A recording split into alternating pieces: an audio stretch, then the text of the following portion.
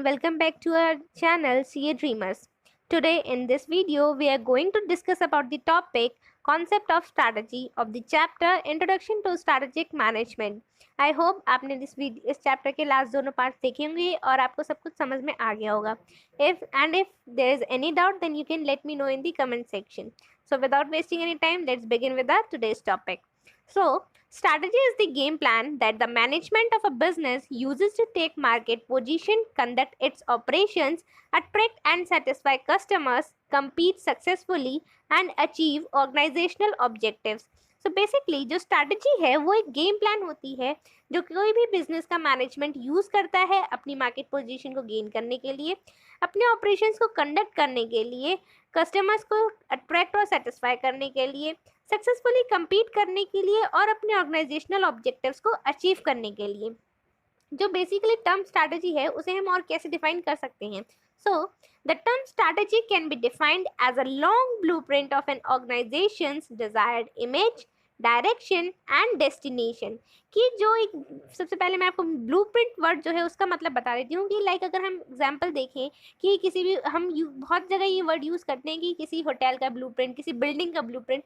उसका ब्लूप्रिंट का मतलब क्या होता है कि वो एक मैप होता है जो हमें ये बता रहा होता है कि ये बिल्डिंग का स्ट्रक्चर जैसा हमें बाहर से दिख रहा है तो उसके अंदर से वो कैसा बना हुआ है. उसी तरीके से हर ऑर्गेनाइजेशन को हम सिर्फ बाहर से देख के तो नहीं समझ सकते ना.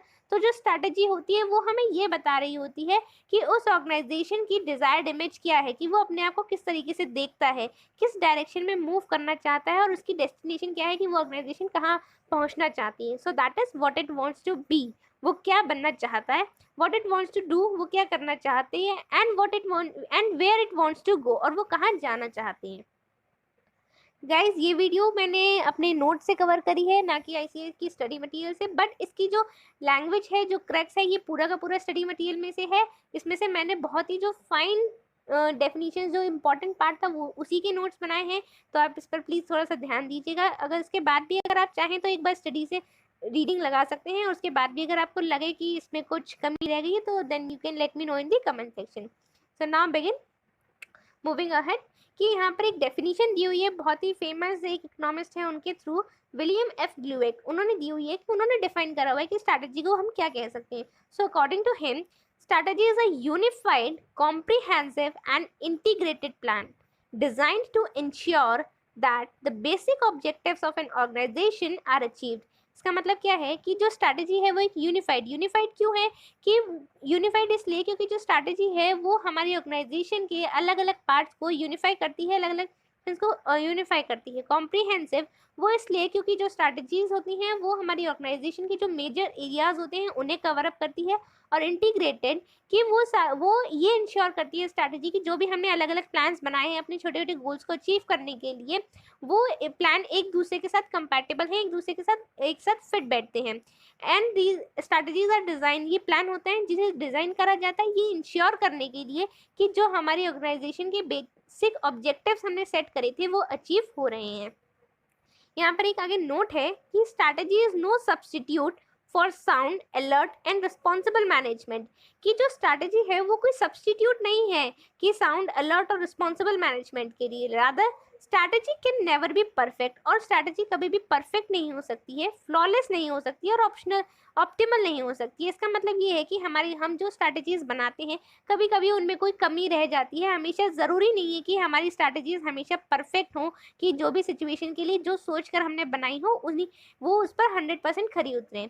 It is in the very nature of strategy that it is flexible and pragmatic. But yes, कि ये स्ट्रैटेजीज का नेचर होता है कि वो बहुत ही ज़्यादा फ्लेक्सिबल होती हैं, कि जो भी सर्कमस्टांसेस हो रहे होते हैं, जो इन्वायरमेंटल चेंजेस हो रहे थे उनके साथ अपने आप को बहुत ही जल्दी ईजिली कवर कर लेते हैं. Moving ahead, it is the art of the possible, does not preclude second best choice, trade-offs, sudden emergencies, pervasive pressure, failures and frustrations. So इस पैरा में सबसे पहले एक वर्ड मैंने लिखा हुआ है प्रिक्लूड. प्रिक्लूड का मतलब होता है कि something which prevents to happen something, कि कुछ ऐसा जो कुछ होने से रोकता है. तो उसी तरीके से जो स्ट्रैटेजीज होती हैं वो एक पॉसिबल की आर्ट है. तो ठीक उसी तरीके से जो हमारी स्ट्रैटेजीज होती हैं वो पॉसिबल की आर्ट है कि वो किसी भी चीज़ को होने के लिए पॉसिबल करती है, किसी भी चीज़ को होने को करती है, लेकिन वो किन चीज़ों को होने से रोकती है कि जो हमारी सडन इमरजेंसीज होती हैं, प्रेशर्स होते हैं एनवायरमेंटल चेंजेस की वजह से जो क्रिएट हो रहे होते हैं हम पर, जो फेलियर्स होते हैं, फ्रस्ट्रेशंस होती हैं, उन्हें अकर होने से रोकती है। That's why in a sound strategy, allowances are made for possible miscalculations and unanticipated events। और इसीलिए जो हमारी एक साउंड स्ट्रैटेजी होती है उसमें हम अलाउंसेस बनाते हैं, लेकिन किसके लिए? कि अगर हमारी स्ट्रैटेजीज में कुछ गलत हो जाए, कुछ हम गलत प्लान कर लें, उसके लिए हम अलाउंसेस बनाते हैं। और अनएंटिसिपेटेड इवेंट्स, की जिन इवेंट्स के अकर होने के बारे में हमें कुछ पता नहीं है, उनके लिए हम अलाउंसेस बना रहे होते हैं। In large organizations, strategies are formulated at the corporate, divisional and functional levels। और जो बड़ी ऑर्गेनाइजेशंस होती हैं उसमें स्ट्रैटेजीज जो बनाई जाती हैं वो 3 लेवल्स पर बनाई जाती हैं, कि कॉर्पोरेट, डिविजनल और फंक्शनल लेवल्स पर। इसी में हम आगे एक हमारा लास्ट टॉपिक है जो कि है strategies partly proactive and partly reactive. So आइए देखते हैं कि इसमें क्या है।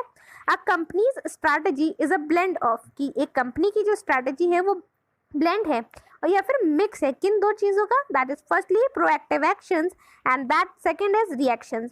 प्रोएक्टिव एक्शंस किस लिए? That strategies are proactive on the part of managers to improve the company's market position and financial performance।